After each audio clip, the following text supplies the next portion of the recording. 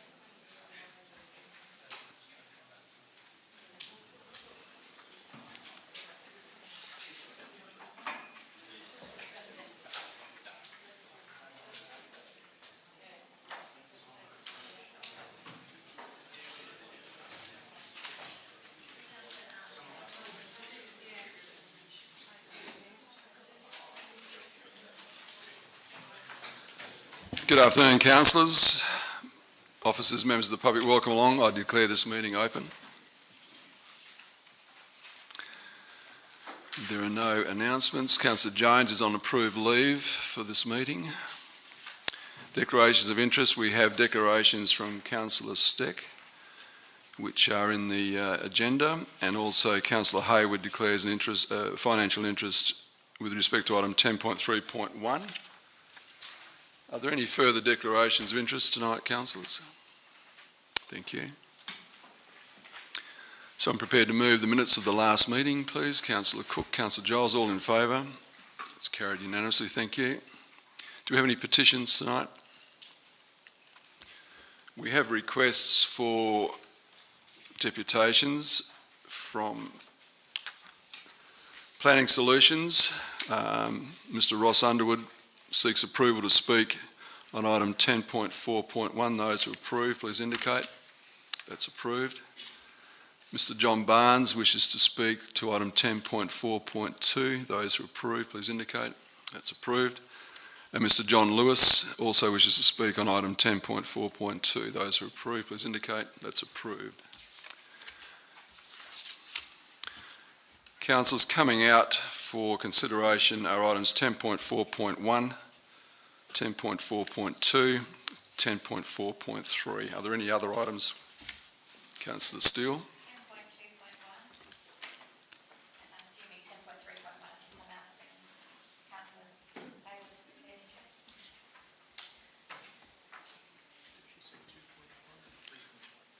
3.1. Yep. Right, we'll deal with each of them. 2.1 as well? Yeah, we've got that one, Councillor Morris. So we're dealing with them all individually tonight. So item 10.2.1, can someone move the executive recommendation, please?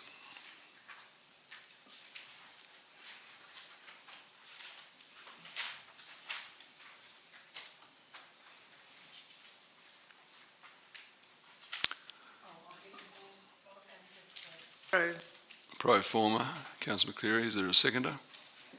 Councillor McGuinness, Councillor McCleary? No. Speaker against? Councillor Cook? Mr Mayor, I won't be speaking against the motion. I'd like to propose an amendment. Yep. And I'll seek a seconder to that. So basically I support the executive recommendation, but I'd like to add items 1, 2, 3 and 4. And I'd beg your indulgence to take them separately to allow councillors to vote for or against each one. Is there someone prepared to second that? Councillor Giles. Councillor Cook. Thank you, Mr Mayor. The first one is to expand the role of council, which is, of course, official terminology in the Act. But what I basically want to see is that we get some recurrent funding to support regional facilities. Perth, which is similar to Bunbury, is surrounded by other councils, does not have to provide any of the major infrastructure such as convention centres, art galleries, museums, and the list goes on. And of course in Bunbury we do have to do all of that. Bunbury is always grateful to receive capital grants funding to build infrastructure, but they provided no funding to support them in ongoing operational or maintenance needs. Even the current build at Kambana Beach will put stress on our ratepayers to maintain the facility. I have calculated in 2016-17 terms that we require $2.5 million per annum to assist in this regard. The second point is concerning gifts and contributions, and I don't believe that any gifts or financial support should be provided to elected members. There'd be no need for reporting because it just wouldn't happen. Anything outside of that would, of course, be breaking the law. Number 3 is the term of office.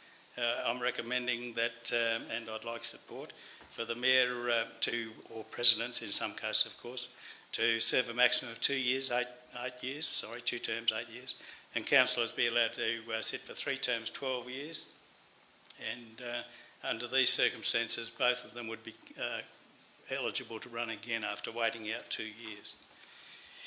And the last item, number 4, is the role of the CEO and the Mayor. Currently the CEO does not have a boss and operates in accord with council resolutions. council resolutions to open to interpretation, we often see the intent being lost in implementation. There are grey areas that could be sorted out by having the CEO report directly to the Mayor. This is done in other places, including Brisbane. Current situation today here is working well, but I have served through a period where the Mayor and CEO were at loggerheads all of the time. We need to build for the future, and everyone should have a boss, and the CEO's boss should be the Mayor. Councillors, I'd urge you to support these. As I said, the Mayor will take them one by one, so you're quite welcome to vote against one, but I'd recommend voting for them all. Thank you. Speaker against? Oh, sorry, Councillor Giles. Yes, you're quite entitled to speak for. Thank you, Mr Mayor. Just briefly, when I read the paper that the council officers had prepared, I was quite happy with it, and when we were asked for submissions, I didn't put a submission in. However, having read Councillor Cook's very thoughtful feedback, I cannot help but agree with him on most of those counts. So I would urge councillors to look at this favourably and to vote for it. Thank you. Thank you, Councillor Giles. Speaker against? Councillor Morris. Thank you, Mr Mayor.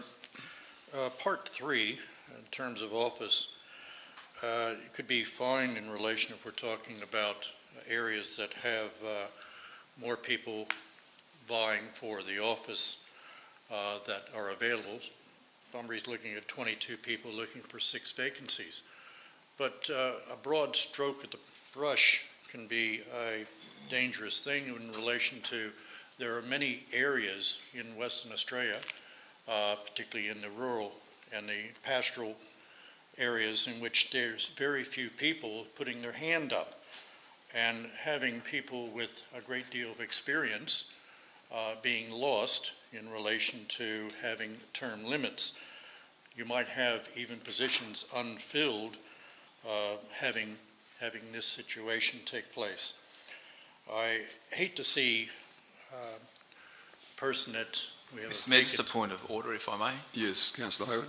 I'm just sorry to interrupt you, Councillor Morris. I'm just wondering what the process for dealing with these. I understood that you were dealing with the amendment first, and then we would get to vote on each of the items individually. That's correct. Is that the plan? So, just in terms, thank you for clarifying that. So, I'm just wondering whether it's useful to be speaking about the individual aspects of each of a particular one until we get to vote on that. I'm happy to take general discussion for or against on any of them at the moment. I won't be dealing with it. I'll be dealing with the vote individually, but not the debate. Thank you. So, seeing an empty seat over there, knowing that somebody's been in our council for 32 years and the wealth of experience that the person had, I'd hate to see the council lose that experience in relation to a limit. It's up to the voter if they wish to see that councillor come back into this chamber. On item 4, again, I believe it's up to the individual council as to how they view their working relationship between the President, Mayor, and the CEO. And I really don't think that it would be in our interest to dictate to a council how that relationship should be developed. So in terms of Part 3 and Part 4, I cannot give support. Thank you, Mr. Mayor. Speaker 4. Councillor Cook. Thank you, Mr Mayor. Yeah, just very briefly, I understand what Councillor Morris is talking about, and I appreciate the longevity and service of people that have served for a long time. However, in my view, 12 years is a great little period, and they just need a 2-year break. And after that, they can serve another 12 years. So for someone to do 36 years, they only need a 4-year break. So I think it's quite... I actually checked out Wiluna today, to go to the other point, 213 electors, 4 vacancies and 6 candidates. So I can understand that sometimes there will be candidates, the people that don't want to run in small shires, but councillors, I do urge you to support all 4. Thank you. Thank you. I'll now take these individually. So those for amendment number 1, please indicate. 1, 2, 3, 4, 5, 6, 7, 8, 9. Well, it's carried. Yep. Number 2, please indicate. Those for. 1, 2, 3, 4, 5, 6. Those against? 1, 2, 3, 4, 5, 6. I'm going to go against. So that's lost. 3. Those 4, please indicate. Those against? That's lost. 4, those 4, please indicate. Those against? That's lost. So we now have go back to the original executive recommendation, which has been moved and seconded with these amendments that have been carried. Jamie, I'll just give you a few minutes to bring them in. In fact, you probably only take 30 seconds, but I'll give you a couple of minutes.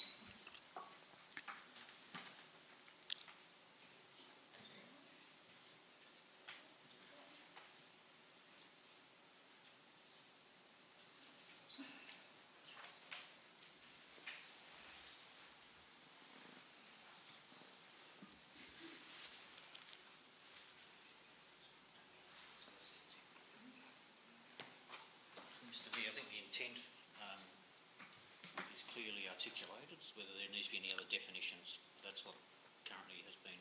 Yep, no, that's fine. Okay. So we revert back to that substantive motion, which is moved by Councillor McCleary, seconded by Councillor McGuinness. Is there any speaker against? Councillor Hayward. Thank you very much, Mr Mayor. So we're referring to the document that has a number of headings that was attached to the agenda item. Yes. There are 2 items that I take exception to and I believe should be removed. Now, I understand the only way I can do that at this point is to vote against it and to perhaps propose an amended version should this one fail that would remove these 2 items. And those are, the first item is the one that relates to making it compulsory for potential candidates to have to undertake training before they can nominate to become a councillor. I think that once you're a councillor, I think that it's completely relevant to have training, but I think to put that extra requirement on people, am I dealing with the right item? Yeah. But that extra requirement on people I think is unreasonable, and I think that will only detract from the quality of candidates that we might be able to attract. It also doesn't seem to make a lot of sense to have to train 22 people in this situation at this election before they potentially got the role. So I think that doesn't make sense and I think ought to be removed. The second part that I have an issue with is the part that talks about state and federal candidates being removed from council for the process of their election campaign.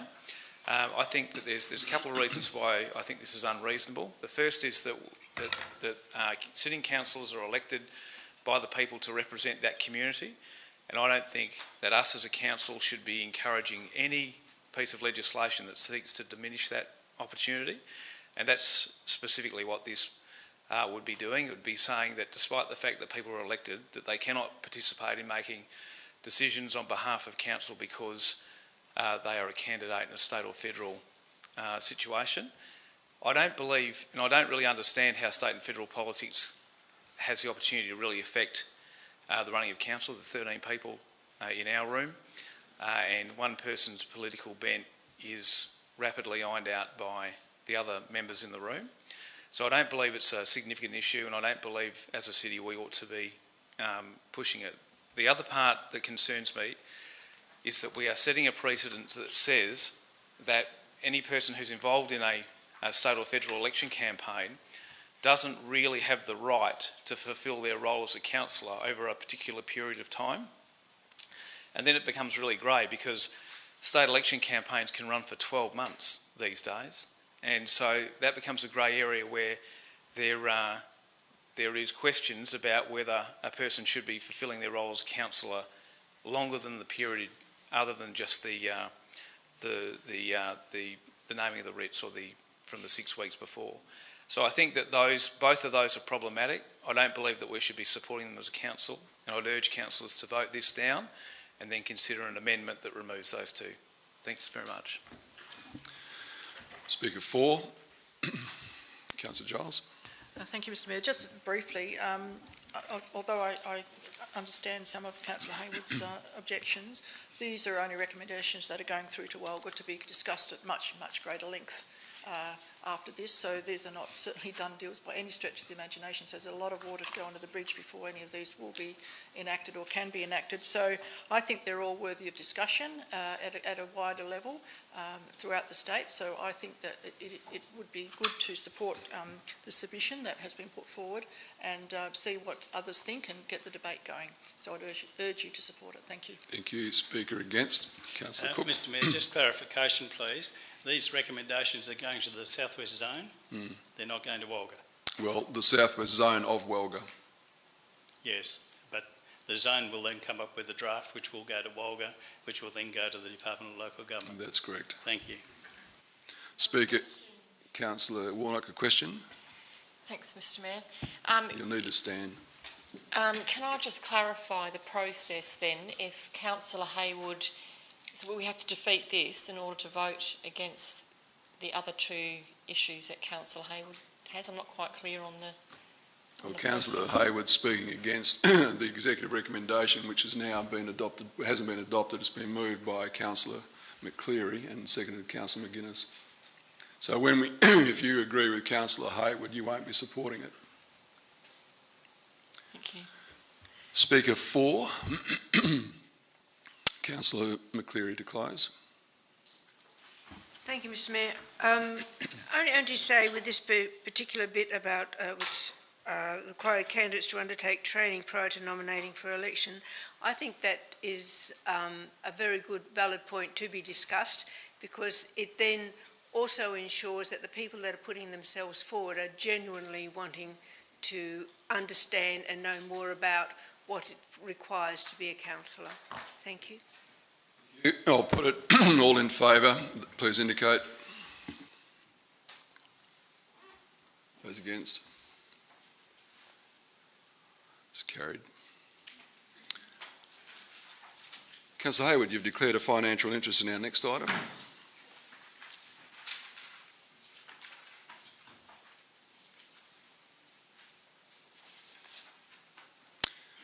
Can I have someone move the executive recommendation? Thank you, Councillor Kelly. Second up, Councillor McGuinness. Councillor Kelly.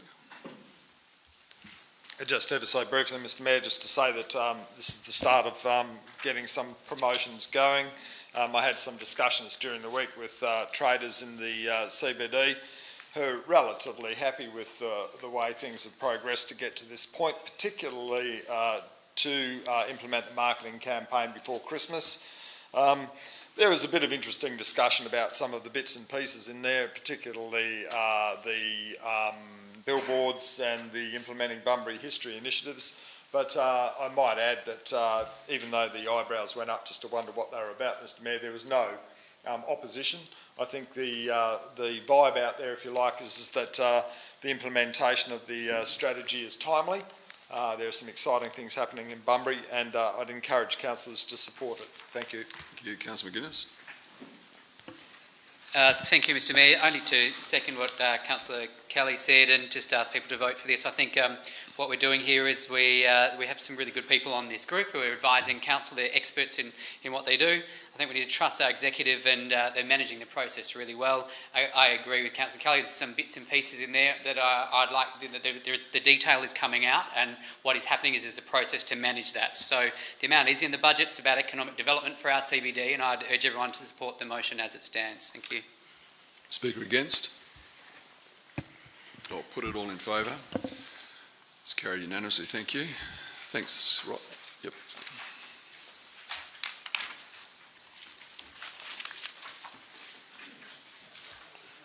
I think Mr Ranson's just gone to get him.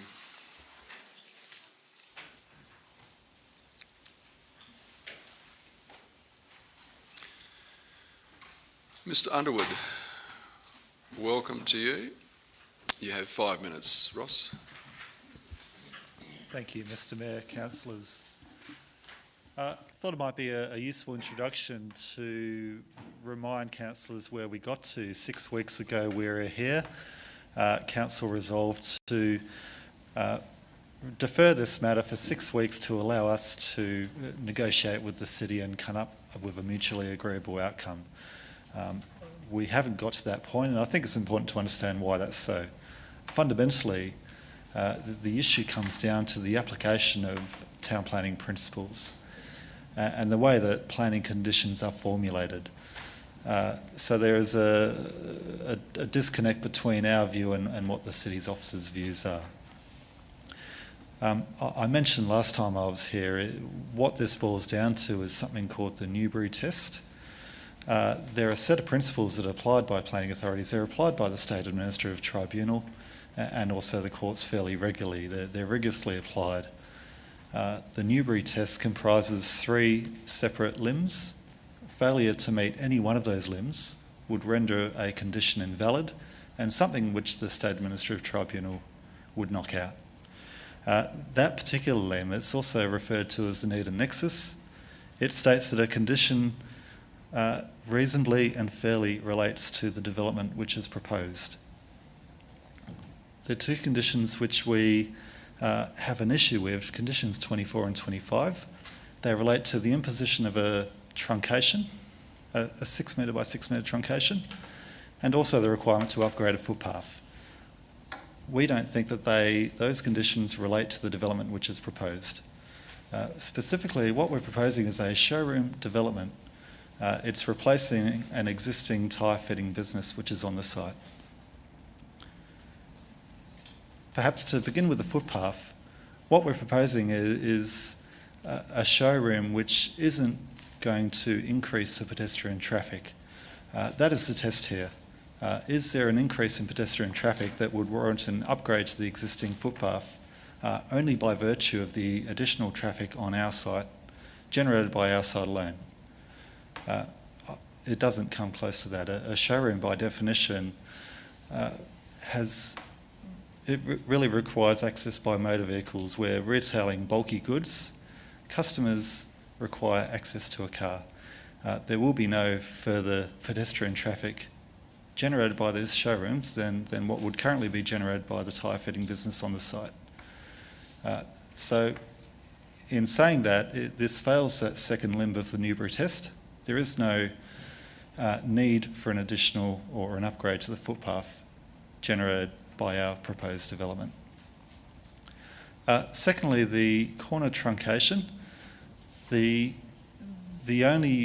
is no nexus between what we're proposing, which is an upgrade to the development, and the need for a truncation.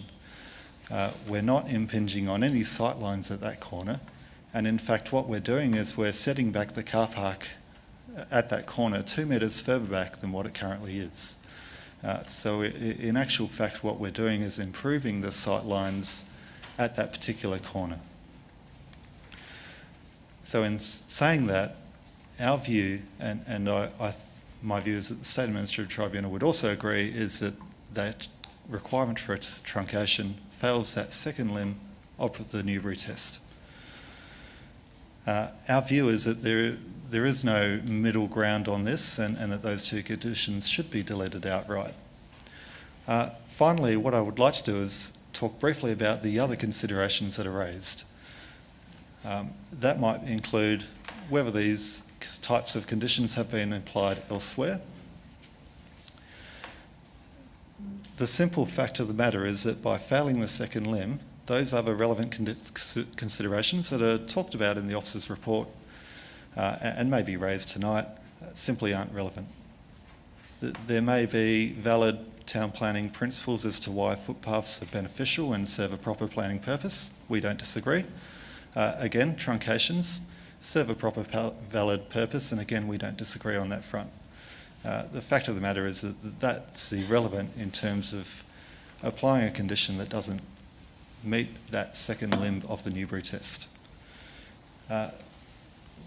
We'd like to ask Council to delete conditions 24 and 25, and we ask so in good faith and hopefully to avoid a tribunal process on this particular matter. Thank you very much. Thank you.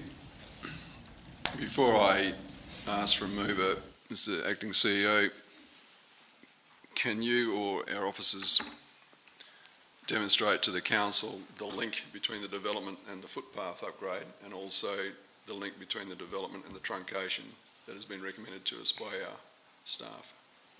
Thank you, Mr Mayor. In terms of more detail, I would seek the Manager of Planning and Sustainability to address that point. But I can advise Council that staff have taken legal advice on this matter, and the legal advice to date has supported the veracity of the conditions that have been applied. But I will ask Mr Farnworth if he might just provide a little bit of detail of that connection. Thank you. Your Worship. Essentially, just to repeat the CEO's point, we're satisfied that the need and nexus does exist. The point I would focus on, that the statement was that the proposed new business or showroom would not attract a greater customer visitation than a tyre business. I think that the proposal incorporating trolley bays probably should suggest to you that it would have greater retailing, and therefore it's a combination of the fact that the footpath is below standard that we would normally have for commercial usage. It is too narrow to accommodate the expected amount of people who want to access the site by walking to and from the site by foot, and pushing trams, trolleys and prams, etc. The issue around the truncation, the reason why all three tests of the Newbury are relevant is that, and I'm focusing on the fact that the developer wants to put development within an area that we would predict would be required for sight lines at any given time into the future. And that is, in order to manage the road environment appropriately and safely and to provide an appropriate long-term intersection treatment, we predict, in accordance with IPWA guidelines, that normally you would truncate that to have a visual sight line through there. Whilst they are proposing a different degree of setback, etc., the fact is there is development proposed in that 6 metre setback. Thank you. Someone prepared to move the executive recommendation? Councillor Kelly. Is there a seconder? Councillor McCleary. Councillor Kelly. Thanks, Mr Mayor. Just briefly, I think the magic words here are showroom. What happens when you have a showroom? You show stuff. When you're showing stuff, people rock up to have a look. And I've got no doubt that this will be a very successful showroom. And that there will be increased traffic to both pedestrian and by vehicle as well. I think I appreciate the work that's been done by our staff to ensure that they've covered all the bases. I appreciate the work that's been done by the proponent to put their point of view as well, Mr Mayor. Ultimately, I'll be listening to our staff. I welcome the development application and the approval as it is. And let's get on with it. Mr Mayor, I ask councillors and yourself to vote for this. Thank you. Councillor McCreary. Speaker against? Councillor Hayward. I'd like to propose an amendment, if I may. Sure. The amendment would be to section 24, where at the moment it says that it requires the truncation of the area marked in red. I would like to change that to that it would be, and I apologise I haven't given notice of this, but that basically it would be 3 metres. It would be for a 3 metre truncation, not a 6 metre one. So we'll have to remove the area of land marked in red and that a 3 metre truncation.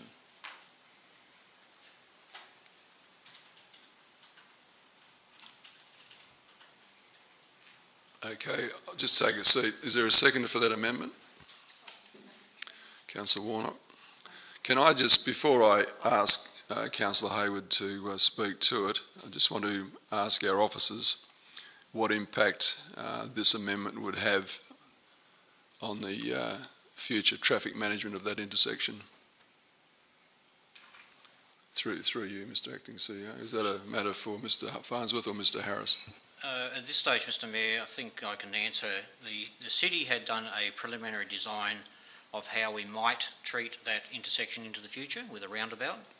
And to put a roundabout into that intersection would provide safe transit for all traffic, The design using standard road design templates required the 6 metre easement as the minimum to not only allow for the roundabout to go in there, but to allow for a pedestrian pathway to come from Spencer Street around onto Cornwall Street to get a crossing.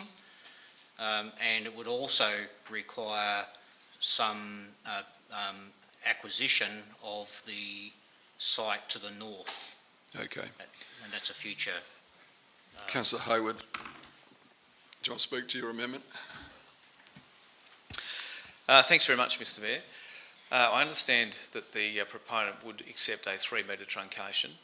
We're in the situation where in a perfect world we'd like 6 metres, and I understand that. The difficulty is the adjacent property has a building within its 6 metres space, so it's not available on the other corner because there's a building there already, which is actually quite problematic. And the situation is here that there are issues around sightlines, which is what is being argued tonight, and that there may be in the future a requirement to do some work. Well, there are things in place for the city to be able to acquire land if it requires to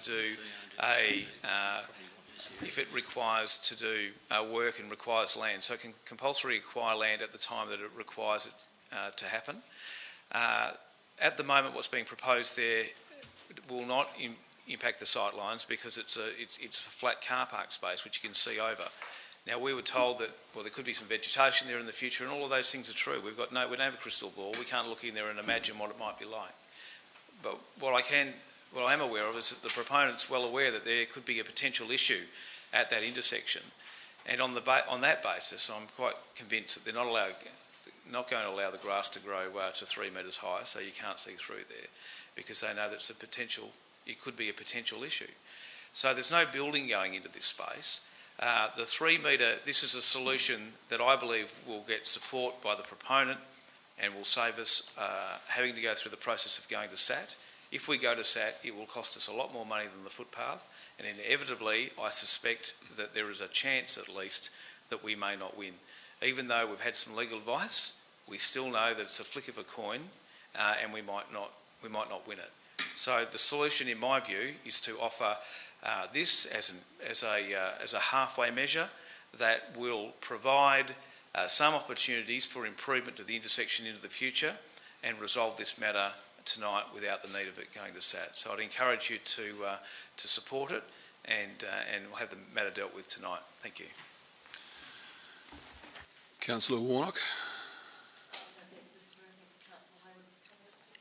Councillor, the CEO just pointed out to me while Councillor Hayward was arguing his case that the 3 metre truncation would work providing there was no development at all within a 6 metre truncation.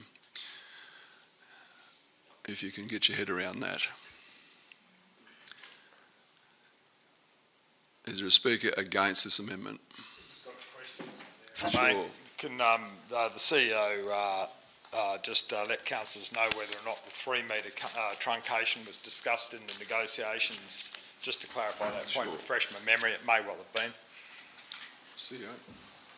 Sorry, thank you, Mr Mayor. First of all, just to clarify, what I was suggesting was that if council were to agree to a 3 metre truncation, we would seek to have a condition added that would actually see no development in the 6 metre truncation, the original 6 metre area. I'll need to defer to the manager again for the details of the conversations and negotiations on areas other than 6 metres. Thank you, Boss. Go ahead. What we would need to do is construct the condition number 24 to have 2 parts. So essentially it would reflect the 3 metre truncation, however that doesn't change the fact that we've analysed it requiring 6. So we'd need to augment that condition to be that there was no development within the remaining 3 metres back. That would be required to be landscaped in accordance with a detailed landscaping plan, and that would be simply grass. And we would put an advice note to attach to that condition that there would be the potential in the future for the acquisition of the land completely for road truncation in the future. Thank you, councillors. Before I invite any further discussion on this, obviously we're trying to reach a compromise situation here. What I am uncomfortable with is that we are trying to make a decision on an important issue on the run here, and I'd be happy to entertain another deferment for one council meeting, so for 2 weeks, so that our officers can consider this. Councillor Hayward has advised us tonight that he is aware that the developer would support this. Councillor Kelly asked if there was previous discussions. Apparently, I suggest not. But I'm uncomfortable with us trying to make a decision on the run here. I'd prefer to defer it for one round to let our officers consider that and give us their professional advice. But if you wish me to continue the debate, I'm happy to do that too. So be quick. Question, Councillor Giles. Can I move to defer this matter for one round, please? Is there a seconder? Yes. Councillor Kelly. What's your question, Councillor Warner? Thanks, Mr Mayor. I understood that this had been discussed at length with the proponent, this 3 metre truncation. So I'm not sure why we would defer it if it already has been discussed at length. Well, that's not my understanding. I'm putting that deferment motion. All in favour? Those against? That's carried. So we're deferring this matter for one more round, which I understand you're comfortable with. So that's what we'll do. Can you invite Councillor Steck back? Thanks.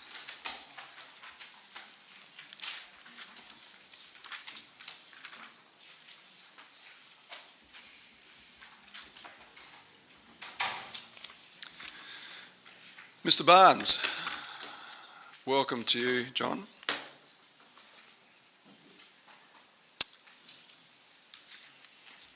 You have 5 minutes if you need that. Thank you, Mr Mayor and councillors. My name is John Barnes, and I wish to speak against permitting a change of use for part of 3 Rose Street, Bunbury.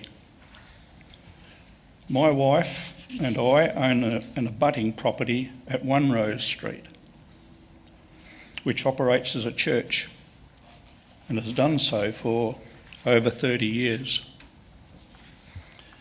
The 2 properties have been compatible up to now, ours as a community premises and theirs as a low impact showroom. This application for a change of use has fractured that compatibility due to the proposed use of noxious chemicals. We are extremely concerned about this new use and the spray booth vents being so close to our evaporative air conditioning units.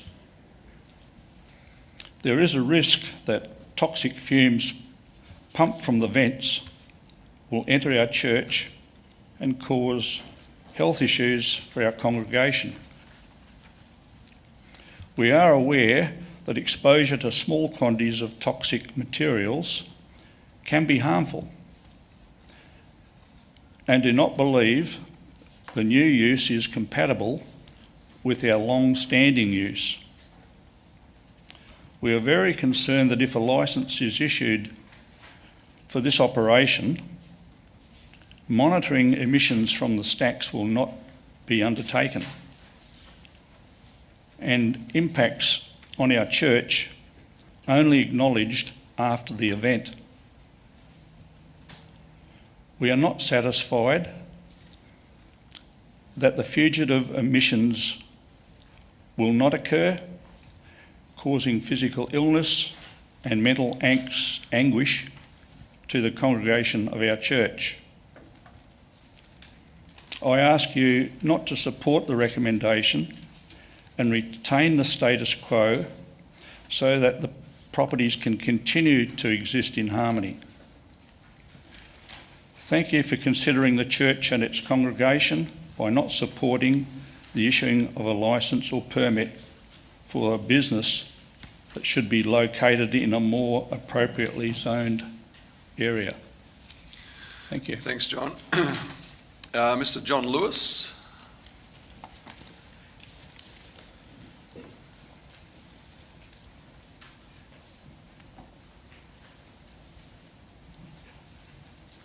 John. You have 5 minutes. Thank you. Good evening, Mayor Brennan and councillors. I'm John Lewis, CEO of Linux Australia, speaking on behalf of both Linux Australia as the franchisor and also on behalf of Bruce and Catherine Mackey, who are the owners of the small business seeking that the council approve the officer's recommendation.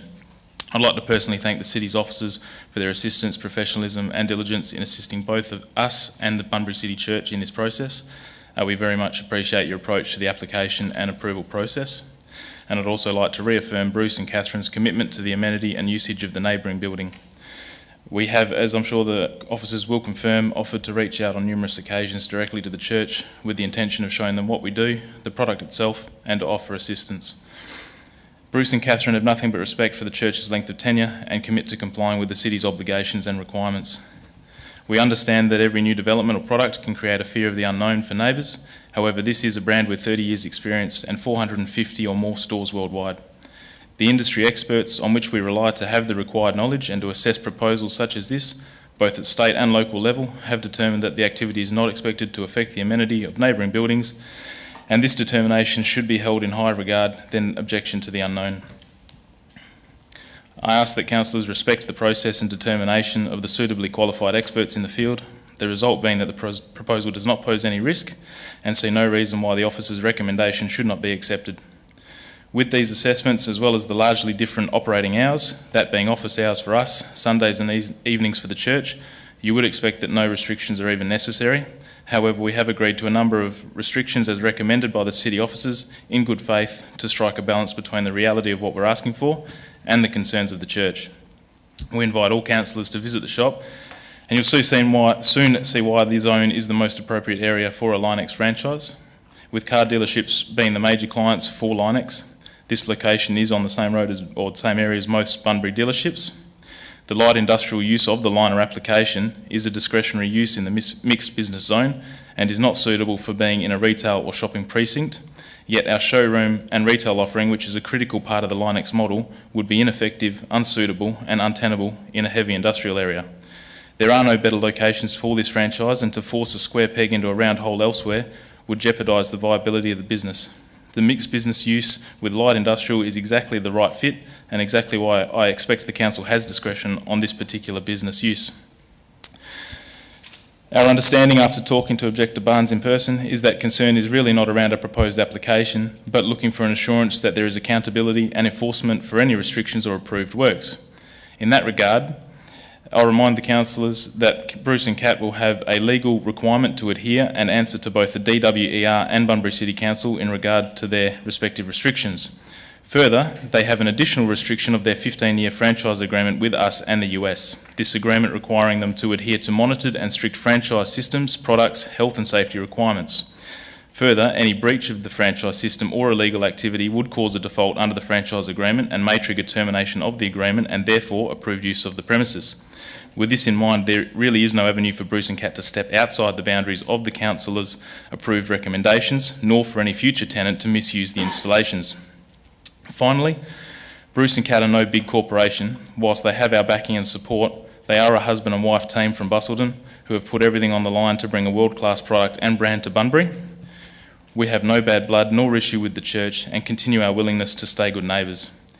The recommendations of the officers are more than fair and reasonable, and if anything, they are borderline unnecessary. Consider with that the benefit to the city of putting a 15-year tenant into a commercial property that has been empty for some time, as well as bringing a world-class brand to Bunbury as a destination store for the southwest and assisting a family that has risked it all to do so. We hope the council agrees to support the city officers' recommendations. Thank you very much. Thank you. Is someone prepared to move the recommendation? Councillor Second, sir. Councillor McCleary, Councillor Still. Councillor McCleary. Thank you, Mr. Mayor. I think when we think spray booths, we kind of think cars and sandblasting and all sorts of things going on, and this is not actually going to be happening in this instance because number 8 says this development approval does not permit spray painting, sandblasting or motor vehicle repairs at the premises at any time. So we have lots of safeguards put in here, and the fact that it's going to be limited times that are allowed to work, I think that the two will be able to work together, the church, of which I'm most supportive, and I do understand their angst because when you look at the photographs, Their chimneys, for the lack of a better word, extractors are pretty close together, but I do feel that under these circumstances they're extremely controlled. The city has really nailed down the different areas, and I would recommend everybody support it. Thank you. Councillor Steck. Thank you, sir. I reiterate some of the comments, but just, however, I would also state that it is incidental to the main use of the property. There are some extreme guidelines that the proponents do have to comply to, and further, I would also say that any development of this sort is always under control of the Environmental Act. So I urge you to support the motion. Speaker against. Councillor Kelly. Thanks, Mr Mayor. It's always correct to say that when things go wrong, it's always after the event. And even with the guidelines in place, the best guidelines in the world, things do go wrong. What we've had here is a compatible use between the church and the showroom next door for quite some time. And now we have one side of the fence wanting to introduce noxious chemicals into their operations inside the spray booth. Now, in themselves, noxious chemicals can be controlled, always true. However, again, when things go wrong, it's always after the event that somebody picks it up. That's what the environmental regulations do these days. They only react. They're not terribly proactive, unfortunately. I think coming to us is a discretion that it's quite right that it's brought here. The big issue here, and Councillor McCleary, as the mover of the motion, quite rightly pointed out, that there is an extractor vent next to an intake on an air conditioner, which is probably the thing that sends bells warning to me in any circumstances when you have something coming out and then something sucking it in right next door. It's not a good combination, not a good nexus at all. I draw attention, councillors, to something that was said by the Speaker for the recommendation, and I quote, he said it was not expected to affect. Those exact words, not expected to. Whenever there is an environmental or a health issue or something that occurs in our great city or in Western Australia that causes difficulty either with human health or other environmental health, inevitably afterwards it's never expected. Not expected to affect are words that I've heard many times before. It is difficult because I appreciate that the business that wishes to start up with its spray-on polyurethane elastomers, its metal coating, is a contributor to Bunbury and contributor to our commerce and industry, and we do appreciate it. The issue here is that we have sensitive premises, which is a church for people, and next door we have a showroom, quite rightly zoned for that wants to have an extra part that is going to have an impact on next door simply by having a vent next to an intake. So on the basis of probability or a basis of risk assessment, Mr Mayor, I consider that this is probably one where we ought be taking the precautionary principle, which says that the risk is there. It may not be expected to affect the church, but it may do so. So on the basis of precaution or caution, I would suggest that we would go with the status quo here, where the existence of the two properties together can remain in harmony as they are at the moment. So, thank you, Mr Mayor. Speaker 4. Councillor Morris. I have a couple of questions, sir. First of all, what's the overlap in relation to the church and to the business that wishes to use this, this spraying?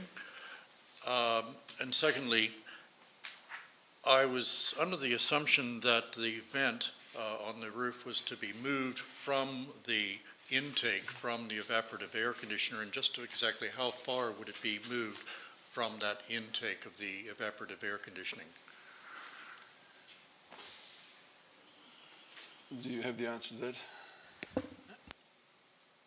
Through you, Mr Mayor, so staff have visited the site, and I'll come back to the manager of planning for further detail, but You may note condition 9 on the recommendation, which is limiting the operations to 3 hours per day, between 8 and 5 p.m. Monday to Friday, and between 8 a.m. and 12 midday on Saturday. But I'm not sure whether staff have had the opportunity to talk about where the operations of the two facilities may, if they do at all, overlap. Perhaps the manager might be able to shed some light on that, Mr. Mayor. Thank you. Just for the CEO, through the Chair, no, we haven't discussed the overlap of when the church would be attended by its congregation and when the operation would be. We felt that that was a fairly reasonable window that should avoid most problems, but we had to find a period of the day that the business could operate, so that we thought was optimum. If you wish an answer for the exhaust stacks, at this stage, the position of the exhaust stacks will be determined by the Department of Environment Regulation because it has the science to know what the risk level is. The developer has put the stacks in probably a little ahead of time before that was worked out, so it may, not necessarily will, but it may require moving, subject to the state government's advice. They've tried to do the right thing, and they've tried to put the stacks as further away from the street so that they didn't dominate the streetscape. So I know what they tried to do, it's just that we haven't nailed down exactly where it should be, and it may result in them having to pull them out, reposition them, and then duct to those vents. But that's only a remote possibility. Thank you. Speaker 4. Councillor McCleary. Thank you, Mr. Mayor. It would appear that the state government and the environment are being proactive to a solution. Also, as it was stated by our CEO, that the working hours of the booth is only 3 hours per day, and the extractor won't be on a Sunday or a Saturday afternoon, all day Sunday and a Saturday afternoon, I might add. So the intake air conditioner won't be taking in any noxious fumes if there were to be any, which I doubt. So I would ask that you support this recommendation. Thank you. Thank you. I'll put it all in favour, please indicate. Those against? 2. That's carried. Thank you. It's Councillor Steck.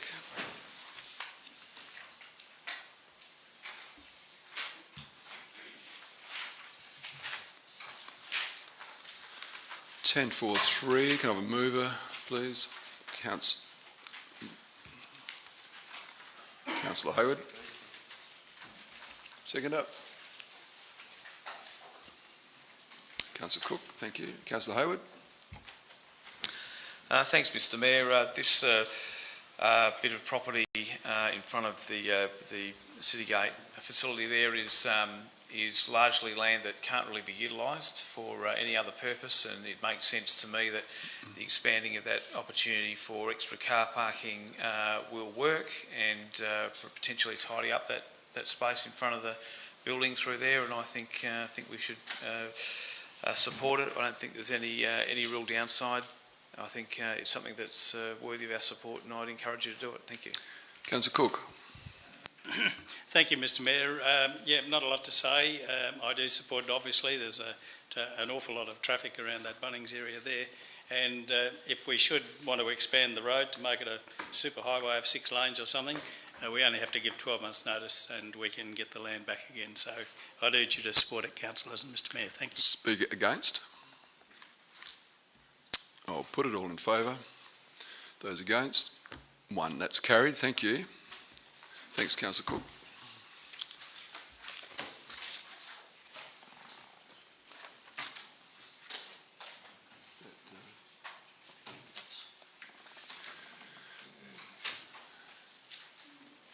Councillors, officers and members of the public, thanks very much for attending this meeting. I declare it closed at 6:24 p.m.